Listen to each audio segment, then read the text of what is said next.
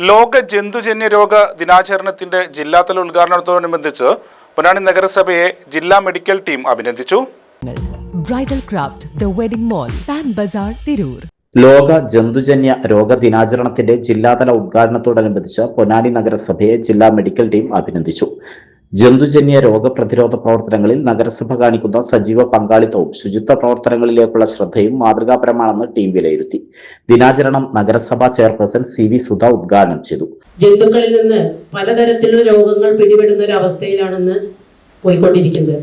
അതിന് നല്ല രീതിയിൽ അവബോധം സൃഷ്ടിച്ചുകൊണ്ട് അതിനൊരു പരിധിവരെ നമ്മളിൽ നിന്ന് അകറ്റുക എന്നുള്ളതാണ് നമ്മൾ ലക്ഷ്യം വെക്കുന്നത്.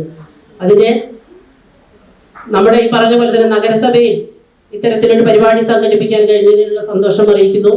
മനുഷ്യരുടെയും മൃഗങ്ങളുടെയും പരിസ്ഥിതിയുടെയും ആരോഗ്യം പരസ്പരം ബന്ധപ്പെട്ടിരിക്കുന്നതിനാൽ എല്ലാവരുടെയും കൂട്ടായ പങ്കാളിത്തത്തിലൂടെയാണ് ജന്തുജന്യ രോഗങ്ങളെ ഫലപ്രദമായി പ്രതിരോധിക്കാൻ കഴിയുമെന്ന് ഉദ്ഘാടന പ്രസംഗത്തിൽ അവർ അഭിപ്രായപ്പെട്ടു. ചടങ്ങിൽ വൈസ് ചെയർപേഴ്സൺ CP സക്കീർ അധ്യക്ഷത വഹിച്ചു.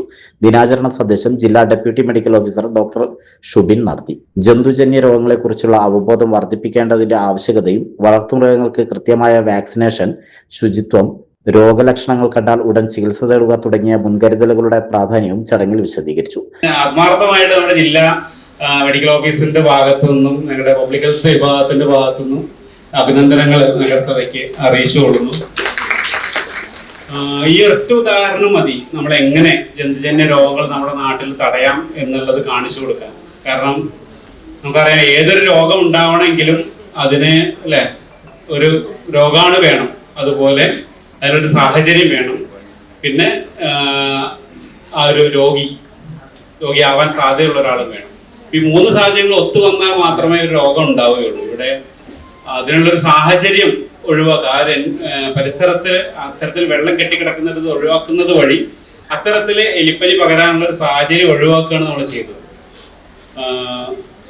ഒരുപാട് എല്ലാ ഡിപ്പാർട്ട്മെന്റും ഇതിൽ പ്രവർത്തിച്ചിട്ടുണ്ട്. എനിക്ക് തോന്നുന്നത് കഴിഞ്ഞ വർഷം ആരോഗ്യവകുപ്പ് വളരെ നേരത്തെ തന്നെ ഇതിന് തയ്യാറെടുപ്പുകൾ നടത്തുകയും നമ്മുടെ സൂപ്രണ്ട് സുരേഷ് സാറിന്റെ നേതൃത്വത്തിലും ഷാജി സാറിന്റെ നേതൃത്വത്തിലൊക്കെ ഒരുപാട് ട്രെയിനിങ്സ് നടത്തുകയും അതുപോലെ നമ്മുടെ പബ്ലിക് മാത്രമല്ല സ്വകാര്യ മേഖലയിലുള്ള ചികിത്സകരെ കൂടി ബോധവൽക്കരിക്കുകയും ചെയ്തതോടുകൂടി വളരെ നേരത്തെ തന്നെ ഇത്തരം രോഗികളെ കണ്ടെത്താനും ചികിത്സ കൊടുക്കാനും അതുവഴി മരണം തടയാനും നമുക്ക് സാധിച്ചിട്ടുണ്ട്.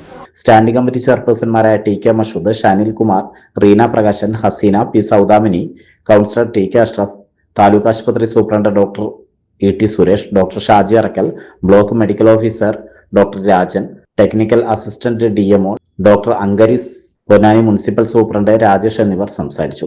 വിവിധ വകുപ്പ് ഉദ്യോഗസ്ഥർ, ജനപ്രതിനിധികൾ, ആരോഗ്യ പ്രവർത്തകർ, ഹരിതകർമ്മ സേനാംഗങ്ങൾ, തൊഴിലുറപ്പ് തൊഴിലാളികൾ, കർഷകർ, വിദ്യാർത്ഥികൾ, പൊതുജനങ്ങൾ എന്നിവർ പങ്കെടുത്തു. ഡെപ്യൂട്ടി അജിത് കുമാർ സ്വാഗതവും എഴുപത്തിരുത്തി കുടുംബാരോഗ്യകേന്ദ്രം ഹെൽത്ത് ഇൻസ്പെക്ടർ സനീഷ് നന്ദിയും പറഞ്ഞു.